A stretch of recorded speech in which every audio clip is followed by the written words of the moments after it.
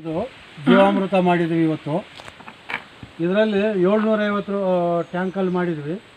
ಇದು ನಾವು ಕ್ಲಸ್ಟರಲ್ಲಿ ಇದು PRC ಆಗಿರೋದ್ರಿಂದ ಇದನ್ನು ಕೊಪ್ಪ ಆರ್ಗಾನಿಕ್ ರೈತರು ಕೊಡೋಕ್ಕಾಗಿ ರೆಡಿ ಮಾಡಿಟ್ಟಿದ್ವಿ.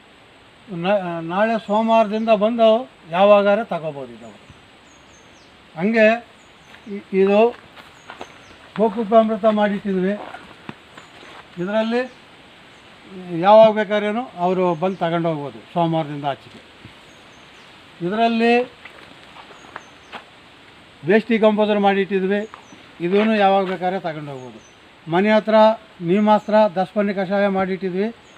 ನೀಮಾಸ್ತ್ರ ಇನ್ನೊಂದು 12 ದಿನ ಬಿಟ್ಟು ತಗೊಂಡು ಹೋಗ್ಬೋದು.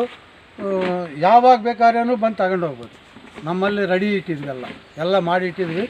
ಇನ್ನೊಂದು ಸ್ವಲ್ಪ ಪಂಚಗವ್ಯನೂ ಮಾಡ್ತೀನಿ ನಾಳೆ. ಅವರು ಯಾವಾಗ ಬೇಕಾದ್ರೂ ಬಂದು ತಗೊಂಡು ಹೋಗ್ಬೋದು. ಪಂಚಗವ್ಯನೂ ಮಾಡಿಡ್ತೀವಿ. ಒಂದು ವಾರದೊಳಗಡೆ ಯಾವಾಗ ಬೇಕಾದ್ರೆ ಬಂದು ತಗೊಂಡು ಹೋಗ್ತಾ ಇರ್ಬೋದು. ಎಲ್ಲದಕ್ಕೂ ಮೇಲ್ಗಡೆ ಸ್ವಲ್ಪ ಸ್ವಲ್ಪ ಹೋಲ್ ಹಾಕಿ ಎಲ್ಲ ರೆಡಿ ಮಾಡಿ ಇಟ್ಟಿದ್ವಿ. ಎಲ್ಲ ಇವತ್ತಿನಿಂದ ಕೊಪ್ಪ ಕ್ಲಸ್ಟರ್ ಅವರಿಗೆ ಎಲ್ಲದಕ್ಕೆ ಕೊಡೋದಕ್ಕೆ ಎಲ್ಲದಕ್ಕೆ ರೆಡಿ ಇದೆ.